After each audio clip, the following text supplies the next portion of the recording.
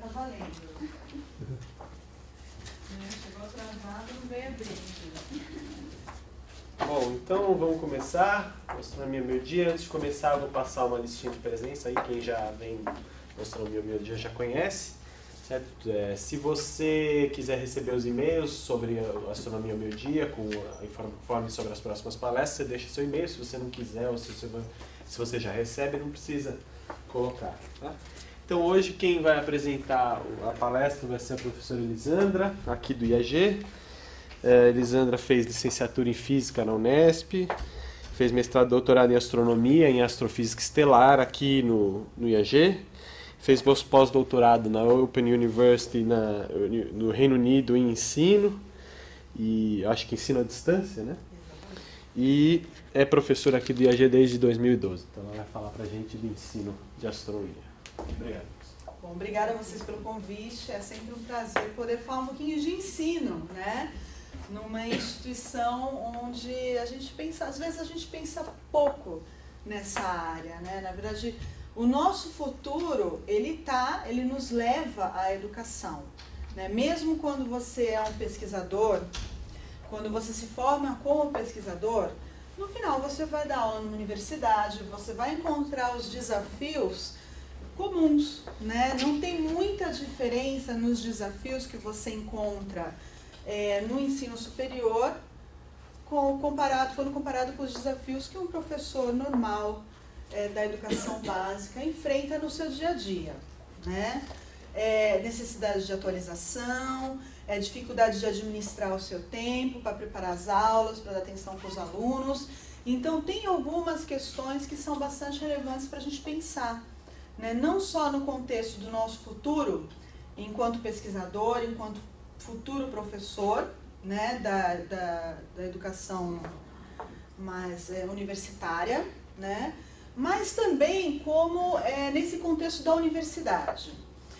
A universidade, ela tem essa obrigação moral de produzir o conhecimento e levar isso para o meio, ou seja para a população em geral, através da divulgação, seja através da educação básica. E quando a gente fala em educação básica, o nosso foco é o professor, que ele que tem esse potencial de multiplicar, né? Ou seja, levar o conhecimento da universidade para a educação básica, porque sem essa comunicação, o nosso trabalho perde um pouco o sentido, o significado, mesmo porque a gente precisa desse feedback da sociedade para conseguir dinheiro para os nossos investimentos, para construir grandes telescópios, para conseguir nos manter na fronteira do conhecimento, né? Então é uma coisa que se conecta. Então pensar um pouco na educação é uma prática positiva, né? Em qualquer instituição, não só as que estão voltadas à educação, mas também as outras que estão mais focadas aí na pesquisa, na produção do conhecimento, né? Meu nome é Elisandra Figueiredo Cipriano, pode me chamar de Liz. A ideia é que eu fale um pouco aqui para vocês sobre o ensino e a divulgação da astronomia, mediados pela tecnologia, que é justamente a minha área de pesquisa, pensando sempre mais no ensino do que na divulgação.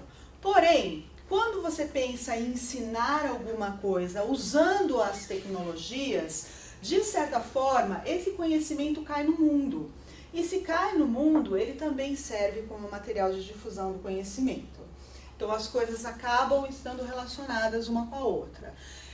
Eu sou professora aqui do Departamento de Astronomia do IAG e também tenho meu tempo parcial dedicado ao curso de licenciatura em Ciências, que é um curso semipresencial, né? E que está hoje em dia, ele já foi do convênio com a Univesp, hoje em dia ele está sediado na Faculdade de Educação da USP. Então eu divido o meu tempo entre essas duas instituições. Então quem quiser saber um pouco mais sobre o meu trabalho, aqui tem o link do currículo Lattes, uma matéria minha na TV Futura, e assim por diante. Mas meu centro de pesquisa, ou seja, não é só de ensino que vive o professor faz pesquisa, extensão, e a minha pesquisa aqui dentro dessa instituição, do IAG, é no sentido de pensar iniciativas para divulgação e o ensino de astronomia. Meu grupo de pesquisa chama-se IDEA, tá? E é junto aí com os meus alunos, principalmente do mestrado profissional.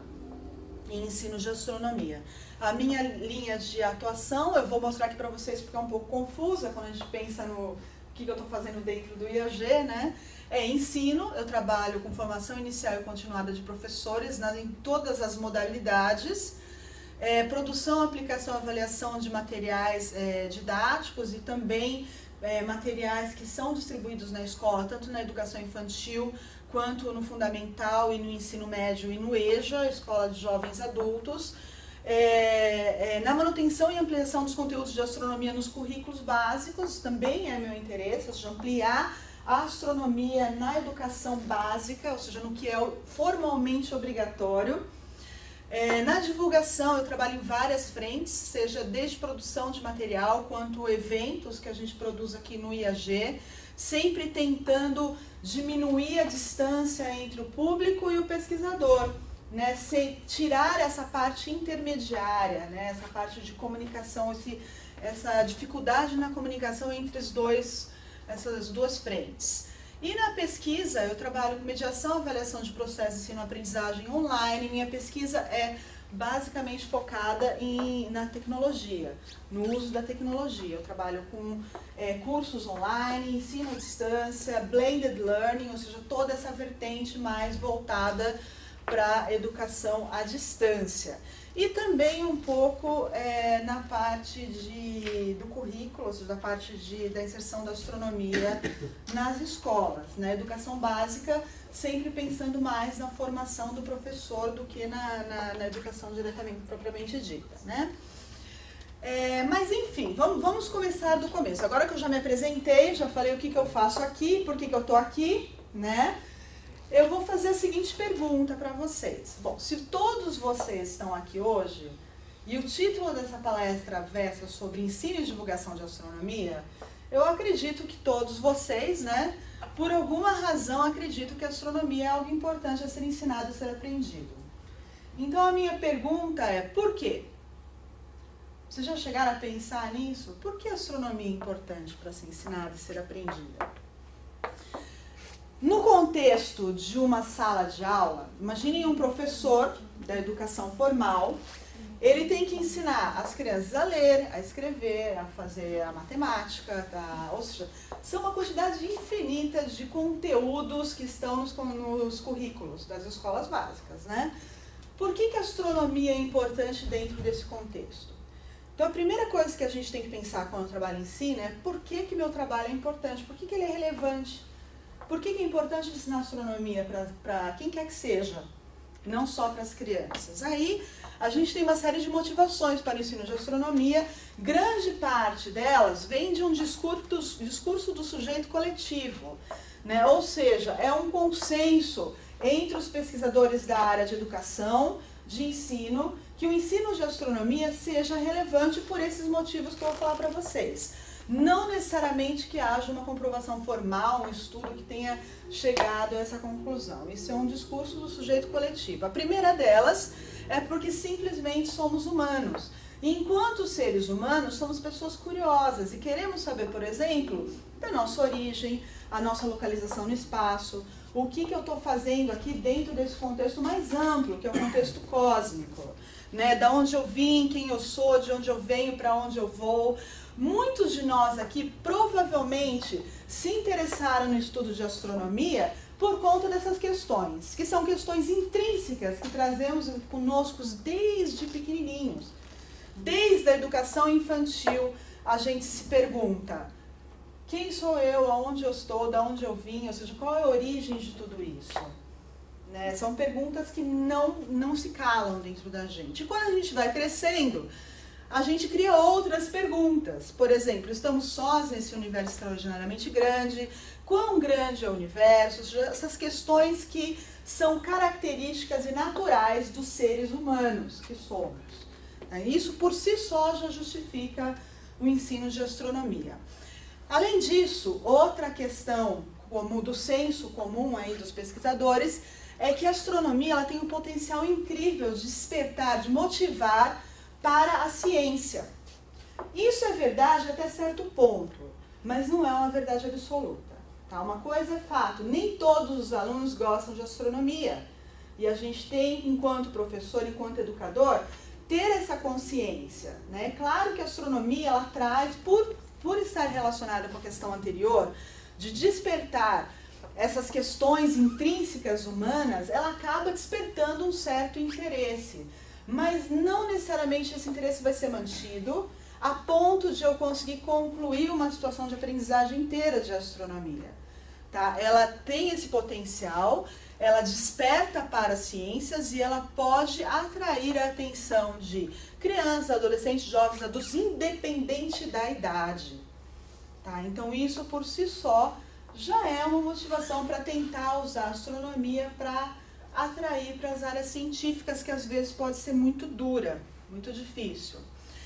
Uma terceira motivação, que também vem do senso comum, é que a astronomia é, em essência, interdisciplinar, favorecendo uma educação integradora, que é uma das propostas, das grandes propostas educacionais hoje em dia. Né? A gente trazer uma abordagem integradora, uma abordagem multidisciplinar, transdisciplinar, interdisciplinar, o que quer que seja. Ou seja, voltar a agregar as disciplinas num contexto mais único, ou seja, não tão fragmentada como ela é apresentada nas escolas hoje em dia.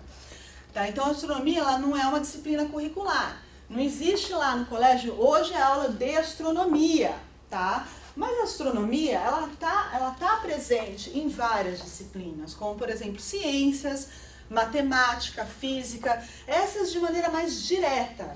E de maneiras não tão diretas é a geografia, a biologia, a química, a história, artes, por que não? Filosofia, né? Tem vários aspectos da astronomia que a gente consegue trabalhar de forma interdisciplinar nas outras áreas. Seja para quebrar a rotina educacional, seja para despertar o interesse das crianças, seja simplesmente porque é importante ensinar astronomia. Uma quarta motivação, e essa já não é mais do senso comum, essa é fato, né? A astronomia, ela é parte integrante dos componentes curriculares. Desde os parâmetros curriculares, que eram os anteriores, né? E no eixo temático Terra e Universo, e a Base Nacional Comum Curricular também traz a astronomia. Agora, de forma diferente dos parâmetros curriculares, porque os parâmetros curriculares eles tinham lugares definidos para ensinar astronomia. Agora, na base, ela aparece de forma mais ampla, ou seja, em vários níveis.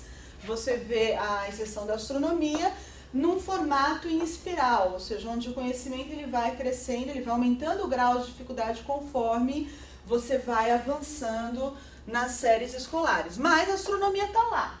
Se a astronomia está lá, o que o professor tem que fazer? Ele tem que ensinar. Tá? Ela está lá no currículo.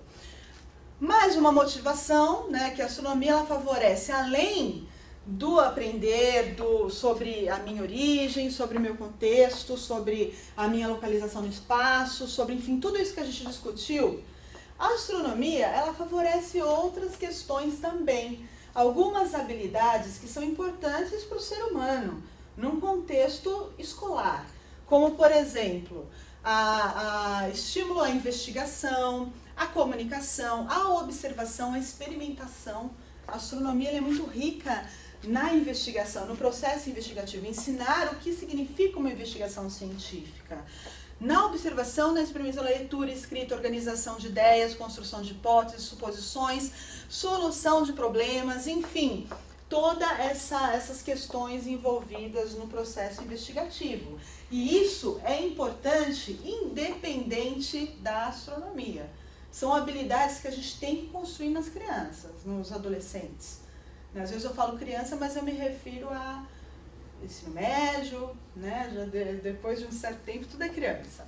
Enfim, uma coisa, por um lado eu tenho as motivações, por outro lado eu tenho a realidade, né? Quando a gente vai comparar esse discurso coletivo, esse discurso de senso comum, de que a astronomia é importante, ninguém discute isso. A astronomia é altamente motivacional, a astronomia vai despertar o interesse das crianças, mas na prática acontece outra coisa, né? O que a gente tem, e não é só aqui no Brasil, né? Esse é um problema geral, é que apesar de tantas motivações para se ensinar astronomia nas escolas, de forma direta ou integrada nas demais disciplinas, a astronomia, quando é apresentada, ela é apresentada de forma pontual na véspera da OBA, né? Porque a escola tem que se sair bem. Né? Hoje em dia, antes nem isso acontecia, né? Então ela é apresentada de forma pontual, eles ensinam nas estações do ano, fases da lua, descontextualizada da história, da percepção histórica, da construção do conhecimento. Muitas vezes isso é visto pelo aluno como algo absolutamente difícil de entender e enfim, acaba carregando uma série de concepções alternativas. É fato, tem coisas que a gente observa na natureza. A gente observa o nascer e o pôr do sol todos os dias, numa percepção absolutamente geocêntrica. Tá? Eu vejo o sol girando ao meu redor. Aí o professor lá na escola chega e está no livro que ele tem que ensinar que não é verdade. Até o sol está no centro e a Terra está girando ao redor. Aí o aluno fala, ok, eu vou decorar isso porque eu quero passar na prova, mas na prática ele não entende nada. Ele não experimenta nada, ele não desconstrói essa concepção que ele tem de real. De fato, ele vê o sol nascer e se pôr todos os dias. Então, isso acaba causando uma série de conflitos, né, no aluno. Ele vai até absorver o que o professor está falando, porque ele tem que ir bem na prova, mas, de fato, ele não vai aprender.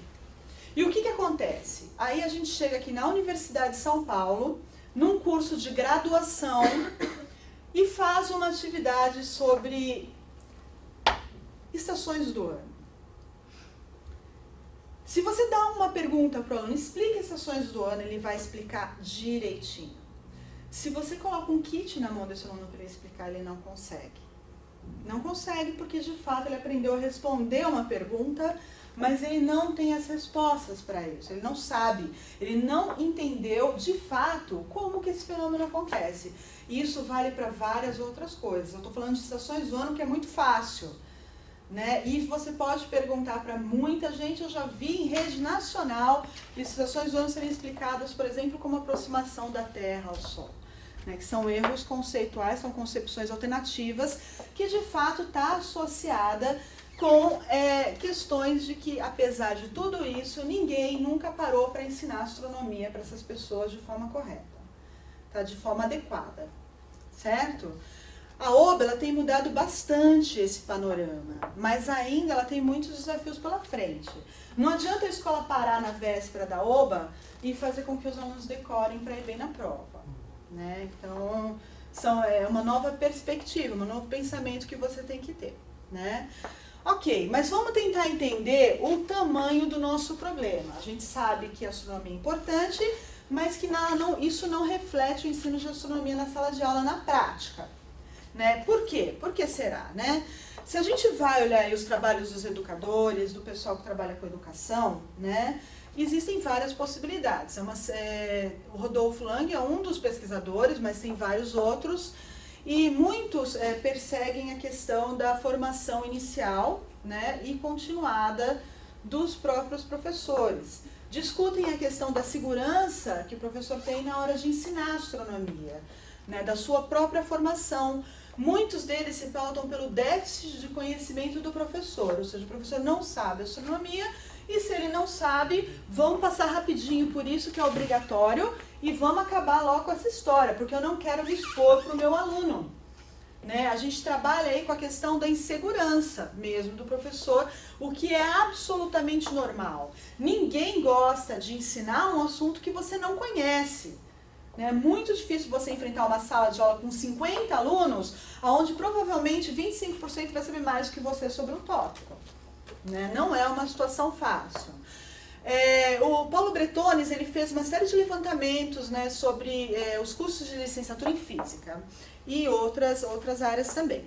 O fato é que para ser professor, para ensinar astronomia, você espera que pelo menos os professores de física consigam abordar a astronomia com uma certa propriedade. Né? A astronomia está muito ligada à física. Né? Só que você vai olhar os cursos de física do Brasil e a resposta é que você tem que... são raros os cursos de licenciatura em física que oferecem disciplinas de astronomia em seu currículo. Vocês acham que fazer física, fazer faculdade de física é o suficiente para você conseguir ensinar astronomia com propriedade? Não, não é. Eu fiz física e eu sei que não é. No meu curso de graduação de física, de licenciatura, eu sou licenciada em física, eu não tive nenhuma aula de astronomia. Eu fui aprender astronomia na universidade, quando eu vim fazer mestrado aqui no IAG. Foi aqui que eu aprendi astronomia. Se eu tivesse parado por aí, fosse licenciada em física, eu ia dar aula nos colégios sem saber absolutamente nada de astronomia. Porque a faculdade de física não me preparou para isso. Tá? Agora imaginem que a astronomia, ela começa a ser ensinada, esses tópicos que a gente acabou de falar de estações do ano, eles são ensinados no 4º ano do ensino fundamental 1. Ou seja, quem dá aula no 4º ano do ensino fundamental 1 são os pedagogos. Certo? O pessoal que faz licenciatura em ciências. Se o pessoal de física, da física, não tem astronomia no seu currículo básico, nem aqui, gente, porque a faculdade de licenciatura aqui, o curso de astronomia é optativo, não é obrigatório. Certo? Ele não é obrigatório e poucas pessoas vêm fazer o curso de astronomia aqui. Eu sei porque eu ministro a disciplina. O que dirá, então, de geografia, química, biologia, ciências, pedagogia? Aí chega o pedagogo que nunca viu astronomia na vida e vai ter que dar aula de estações do ano. Imaginem, pratiquem a empatia. Agora, e se coloquem no lugar desse professor. Né? Vamos praticar a empatia porque é muito importante no mundo de hoje. Então, quando a astronomia aparece na forma inicial, geralmente ela aparece na forma disciplina optativa, como aqui, né? No curso de física daqui, na licenciatura em física. Pois bem, aí o professor chega nessa situação, na sala de aula, onde a maioria dos alunos sabe mais astronomia do que ele tem que ensinar astronomia, bate um tremendo desespero e ele corre atrás do conhecimento. Eu tenho que aprender esse negócio. Uma das possibilidades é voltar para a universidade, na forma de formação continuada. Ou seja, capacitação, você pode chamar do que vocês quiserem, né? Ou seja, o professor volta para a universidade para tentar aprender astronomia. E a esperança, ela sempre esteve nessa tal bendita formação continuada. Vamos ensinar os professores astronomia, porque daí o nosso problema se resolve. Fácil, só que não. #SQN, né? Porque a história também é muito mais complexa, né? O mesmo Lang que trabalha muito com a questão de formação de professores, ele apresentou um trabalho sobre o avanço dessas formações continuadas, em cima de 10 anos de formações continuadas no Brasil, né? Há uns 10 anos, logo que surgiu os parâmetros curriculares, a nova LDB, o pessoal começou a investir em formação continuada, e os professores fizeram formação continuada, e a gente dá formação continuada, eu sou coordenando um curso de formação continuada, é formação continuada doidada, e aí o que acontece? Nada, né? Nada. Por quê? Porque existem poucas iniciativas em grandes centros, a gente forma poucas pessoas, a gente não dá conta de formar todo mundo, e mesmo depois de todo o curso que o professor fez aqui, de 10 semanas, 10 dias, sei lá o quê, ele ainda se sente inseguro para ensinar astronomia. Gente, fala sério, no currículo você tem astronomia de A a Z, desde sistema solar até cosmologia. Eu sou astrônomo, eu sou astrofísica. Quando eu vou dar aula na graduação de cosmologia, minha área é evolução estelar. Meu mestrado e meu doutorado eu fiz na área de evolução estelar. Eu sou física estelar, astrônoma estelar. É claro que eu sei cosmologia no nível básico para dar aula, né? Mas, de repente, o aluno faz uma pergunta de cosmologia para mim que eu não sei responder. Eu me sinto insegura? Não, eu sou bastante cara de pau. Né? Mas isso é difícil até para gente que tem uma formação profunda em astronomia lidar com situações como essa. Agora vocês acham que o professor vem aqui e aprende astronomia em 10 semanas e vai conseguir voltar falando como eu, assim, astronomia, astrofísica, pronto? Não! Eu precisei de 10 anos, pelo menos, da minha vida para aprender astronomia. Não é fácil. Tá? Além disso, outra coisa que a gente não leva em consideração é que o professor que está no colégio, ele não tem que saber só astronomia. Ele tem que saber, imagine o professor de ciências do ensino fundamental. Ciências, ensino fundamental. Normalmente um biólogo que vai lá e nunca viu física nem nada. Ele tem que ensinar biologia, ele tem que ensinar física, ele tem que ensinar meteorologia, ele tem que ensinar geofísica, geociência, astronomia, que mais? História, ou seja, ele tem que ensinar tanta coisa que é humanamente impossível esse cara ter propriedade para falar de todos os tópicos. Eu acho que é impossível, eu não seria capaz. Já me declaro incapaz de dar aula no ensino fundamental nessas circunstâncias. Né? A gente tem que ser um pouco mais empático em relação a isso e não acreditar que o milagre está justamente em dar uma pílula sagrada da formação continuada para o indivíduo que ele vai chegar e vai levar isso para a sala de aula.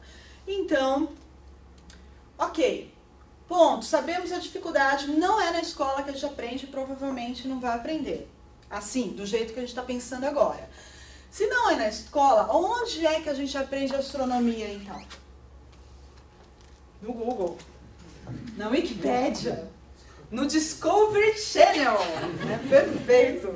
Ou então no Facebook, no Instagram, na pior das hipóteses. Né? E é lá que a gente vai aprender. Gente, eu dou aula para professora aqui, eu trabalho com formação continuada, eu pergunto para eles, onde que vocês estudam? Eu falo, não, professora, eu vou lá no Google, então eu coloco lá cosmologia, aparece aquele youtuber, você conhece aquele youtuber? Aquele cara que fala de tudo de astronomia, tudo, ele sabe tudo de astronomia. Bom, eu não conheço o cara, nunca vi, dentro da sociedade astronômica ele nunca apareceu, mas ele sabe tudo de astronomia. É perfeito, o cara é maravilhoso, enfim. É lá mesmo, é lá que os nossos alunos aprendem também, não é só os professores, todo mundo junto, eles aprendem lá. Né? O professor, aluno, depois vai dar aula e é isso. Então a astronomia chega até os alunos das formas mais variadas também. Ele vai chegar e vai falar, professor, eu vi lá o youtuber, sabe aquele youtuber? Ele falou tal coisa. Aí o professor vai lá, escuta o youtuber, tenta entender rapidamente para na próxima aula tentar explicar para o menino o que o youtuber explicou. Enfim, dificilmente essas informações não chegam de maneira formal, que era onde deveria chegar, né? E é aí que começa outro grande problema. Quem é que gerencia essa rede? A gente não tem um ombudsman da astronomia. Ninguém que fica lá olhando para ver se aquele youtuber falou uma tremenda besteira ou se ele realmente tem um potencial. A Sociedade Astronômica Brasileira está tentando fazer isso agora. Dar um credenciamento, dar uma validação para alguns divulgadores, algum pessoal que divulga astronomia, porque nem todo mundo é ruim. Tem coisas muito boas por aí. Né? Então a Sociedade Astronômica está tentando fazer essa validação, mas isso é um processo lento e até lá, do jeito que as coisas se disseminam e do jeito que as coisas ruins prosperam muito mais rápido do que as coisas boas, é um problema, isso é um grande problema. Né? Então hoje em dia temos os mais variados tipos de materiais disponíveis na internet, alguns ruins, outros muito ruins, de procedência muito duvidosa, mas também temos muita coisa boa. Né? E a gente é sempre muito positivo, otimista, né? Então vamos focar nas coisas boas a partir de agora, tá? Não vou ficar falando mal do youtuber. Quais são as coisas boas? Tem muitas videoaulas, né, gravadas, documentários, entrevistas, você acha isso um monte no YouTube, né? E isso tudo geralmente ou tá no YouTube ou tá nos bancos de objetos educacionais das universidades, do MEC, né? Todos eles têm repositórios, tem aqui na USP, a Univesp tem todas as aulas gravadas, tem o Banco Internacional de Objetos Educacionais do Ministério da Educação, tem, enfim, cada laboratório a gente adora produzir material. A universidade adora produzir material e distribuir, né? Sem a preocupação de o que vai acontecer com esse negócio depois. Se ficar parado, tudo bem, mas eu fiz. Eu fiz a minha parte, tá pronto, acabou. Além disso, tem simuladores simples, uma série, eu adoro esse da Universidade de Nebraska, que é bem simples, você vai lá, explica um tópico, por exemplo, estações do ano, é bem legalzinho esse simulador, mostra aqui, bonitinho, né?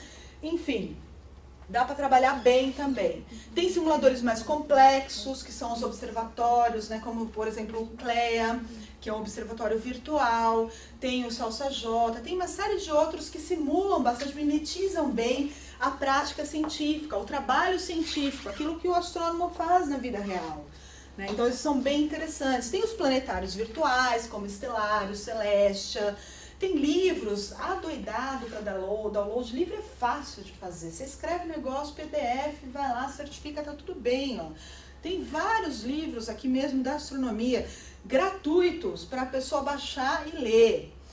Material de apoio à formação inicial ou continuada. Tem um curso de Astronomia Geral 1 e 2 do professor João Steiner, que bomba na rede. Maravilhoso, maravilhoso, muito bom. E foram aulas gravadas do professor, são coisas simples e tem um acesso incrível, as pessoas gostam de ver. Tem as redes sociais, que nem tudo é ruim, né? A gente pode usar o formato da rede social, por exemplo, nesse Edmodo aqui, que é um jeito de dar aula, usando o mesmo conceito da rede social. A rede social ela é muito boa para a difusão do conhecimento. Né? Você produz um conhecimento, agora se divulga na rede social, todo mundo vai ficar sabendo. Ninguém resiste à bandeirinha vermelha, né, do Facebook aqui. Ninguém resiste isso. Vai lá e olha. Né?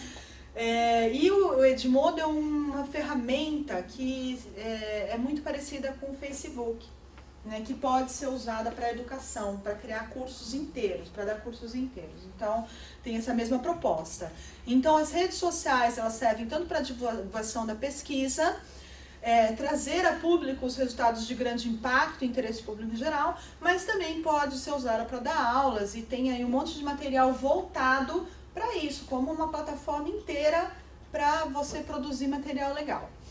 Tem as educações à distância tradicional, cursos de EAD, como um do AN também, que tem aí de astronomia, que o professor pode fazer, e eles fazem, muita gente faz o curso. Recursos educacionais abertos, que são materiais gratuitos de uso livre. Por exemplo, eu preparo uma aula inteira, coloco lá, as pessoas podem abrir, pegar, modificar, republicar, sem nenhum compromisso com os direitos autorais. Aqui tem um portal de recursos educacionais abertos de astronomia, que foi produzido por uma aluna daqui do mestrado profissional, com várias aulas. Ou seja, ela pegou o currículo de Minas Gerais, cada tópico de Minas ela fez numa proposta de ensino de astronomia dentro do contexto desse tópico. Ela pegou um tópico de física e falou, ok, eu vou ensinar esse tópico usando astronomia. E fez planos de aula com slides, enfim, ela praticamente deu a aula pronta, o professor pega aqui e aplica. Né? Tá lá, tá pronto. Tem os MOOCs, que são o Massive Open Online Course, são cursos massivos online, que tá bem na moda agora, vocês já devem ter ouvido falar, que é um curso são cursos curtos, com tópicos bem definidos, que geralmente é produzido pela universidade. Tá? Então, ela tem a certificação de ser produzido dentro de uma universidade reconhecida por professores da universidade, mas é aberto para o público em geral.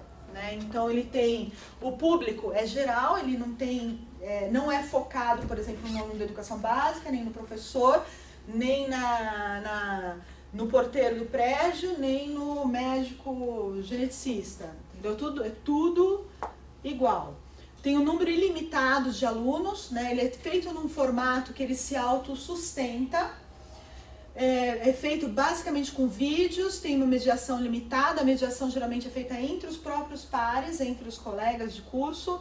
E é um link direto entre a universidade e a sociedade. Não passa por editora, não passa por jornalista, não passa por nada. É inserção direta.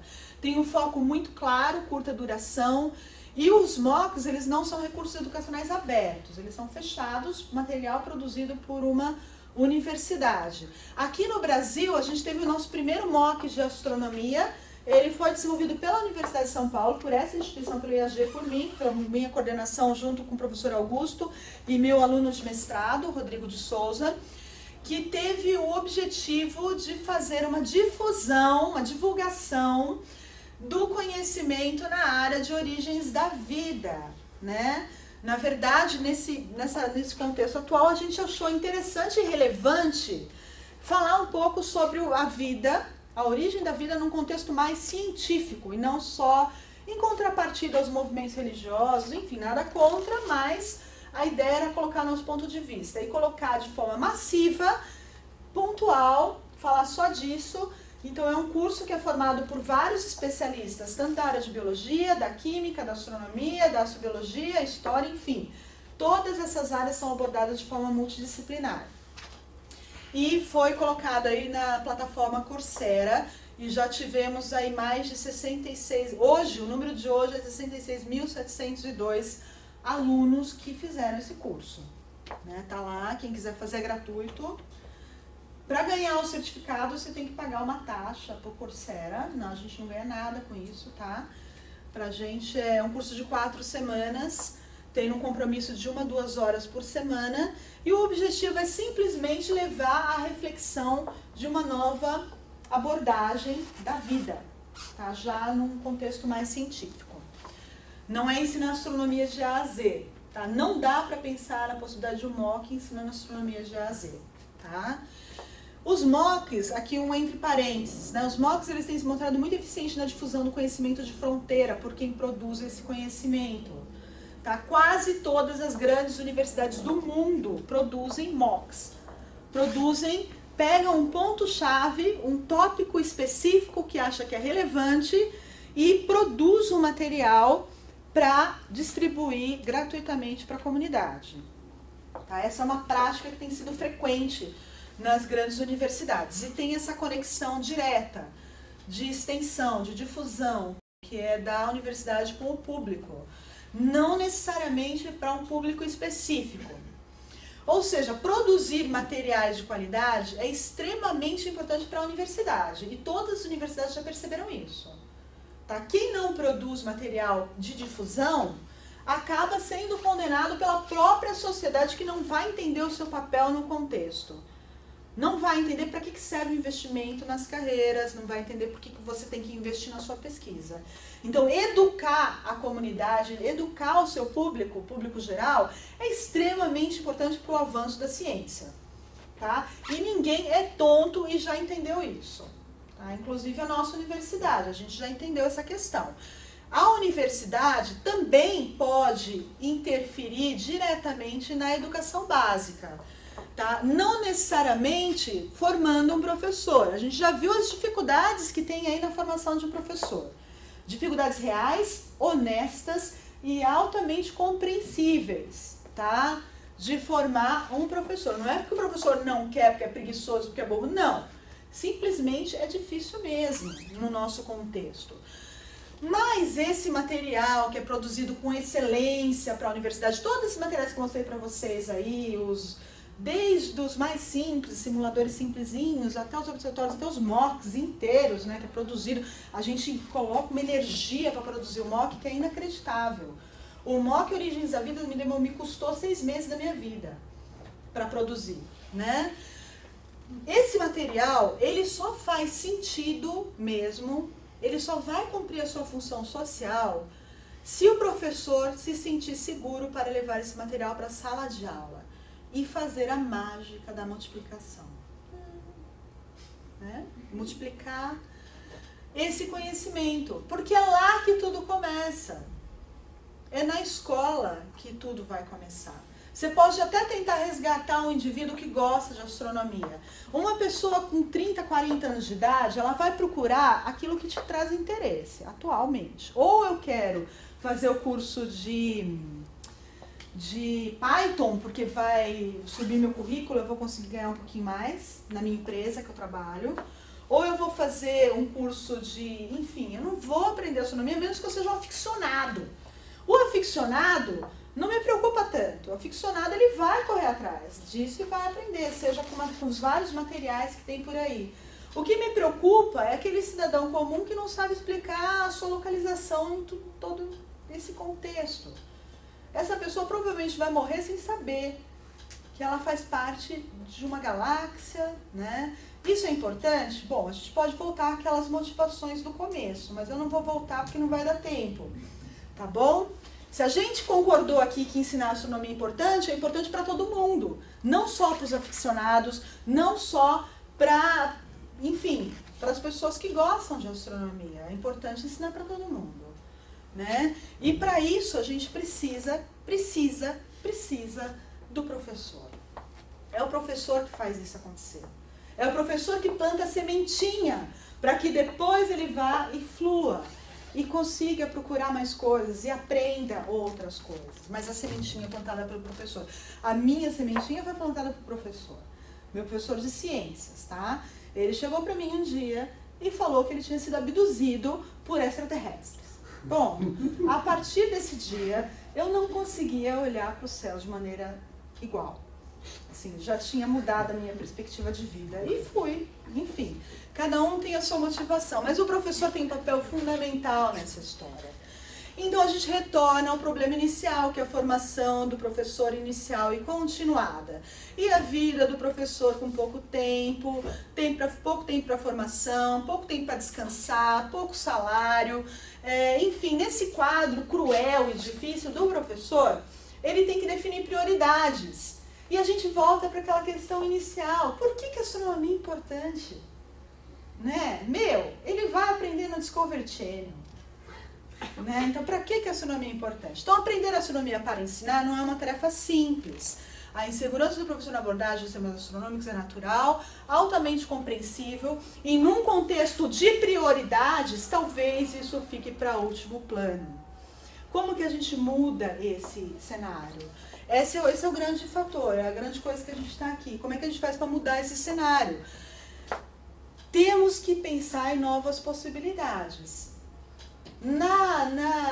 No mundo real aí fora, né, não no mundo acadêmico, eles usam uma frase muito interessante, que a gente tem que pensar fora da caixa. É uma frase bem do mercado. Mas é fato, né? A gente tem que pensar fora da caixa, a gente tem que começar a aprender um pouco com eles e pensar de forma diferente daquilo que a gente tem pensado atualmente. A gente sempre pensa em estratégias, ou seja, as mesmas estratégias. Não, a gente tem que pensar, esquece tudo isso e pensa diferente. Né? O que seria diferente? Né? O que tem de diferente hoje em dia é a proposta do Blended Learning, né? Uma nova maneira de aprender e ensinar que usa recursos, né, tanto digitais da tecnologia como recursos já pensados no ensino presencial.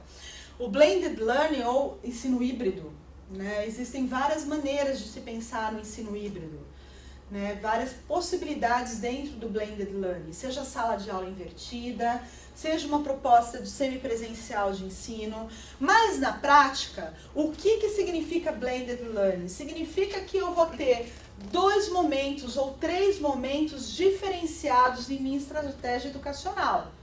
Tá? Eu vou misturar possibilidades, uma mistura, né?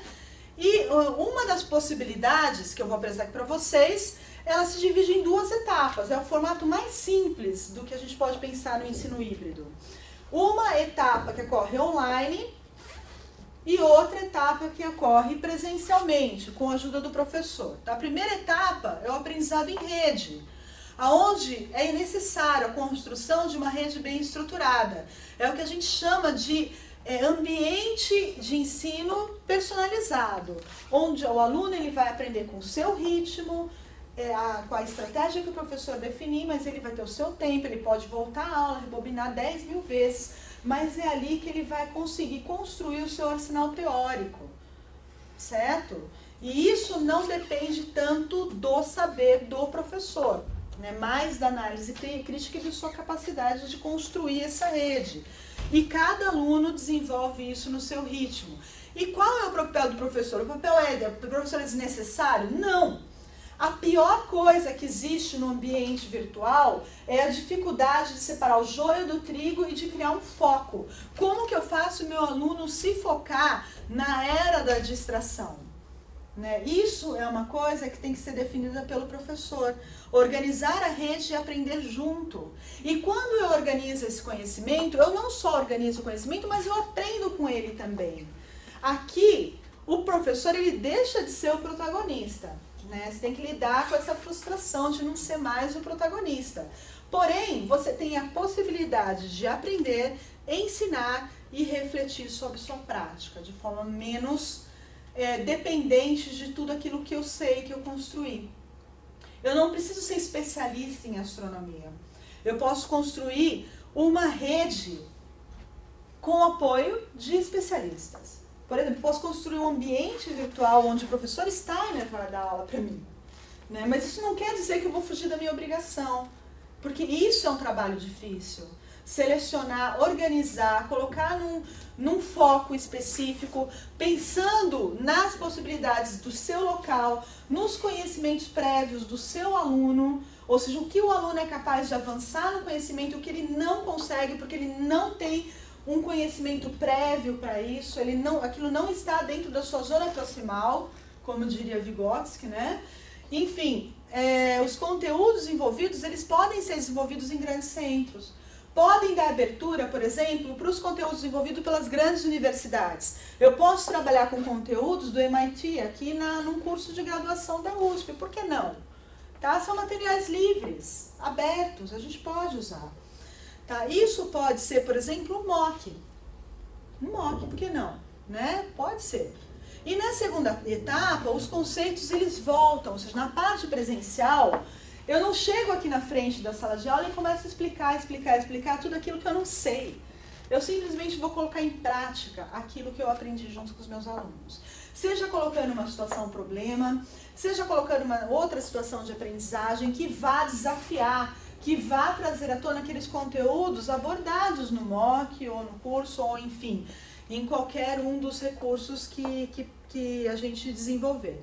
Então, na segunda etapa, os conceitos são colocados em práticas, na forma de projetos, conectados à realidade do aluno, de uma forma mais dinâmica, explorando o aprendizado coletivo, não individual, que naquele momento do ambiente personalizado era tão importante. Nessa modalidade cuja aprendizagem é centrada no aluno, o professor ele não ganha, não perde o seu papel, pelo contrário, ele ganha um papel muito mais desafiador. Ele é o responsável por contextualizar todo o conteúdo desenvolvido, observar o desenvolvimento dos alunos, emitir feedbacks constantes e relevantes no momento certo, para organizar o conhecimento. O aluno ele não consegue, naquele emaranhado de distrações, organizar um conhecimento de forma que vai direcionar ele àqueles conteúdos que são exigidos no currículo. Isso é papel do professor. O professor ele não tem que ser o guru que sabe tudo, ele não tem que ser o Google. Tá? Ele não tem que ser o Google, ele simplesmente tem que organizar tudo isso que está aí e que o aluno não é capaz, ele se distrai. Todo mundo se distrai. Quem aqui não se distrai quando entra na internet, né?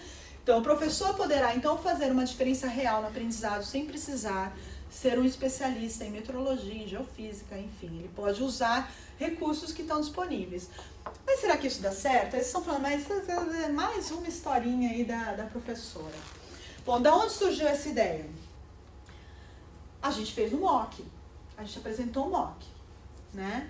E incrível que a grande maioria dos participantes do MOOC, ativos, aqueles que participavam mesmo, não aqueles que viam a aula e não faziam nada, aqueles que faziam questão de publicar no fórum, falar, enfim, eram professores. Professores desesperados para usar esse material em sala de aula. Porque, professores, eu não vou conseguir dar essa aula, mas eu posso usar o material? Eu falei, pode, leva para a sala de aula. E o que aconteceu? Esse material de pesquisa é meu, entendeu? A gente que está desenvolvendo, né? Então a gente pegou, por exemplo, pegou o curso Origens da Vida, que era nosso curso, e começou a aplicar no contexto da sala de aula numa proposta de blended learning.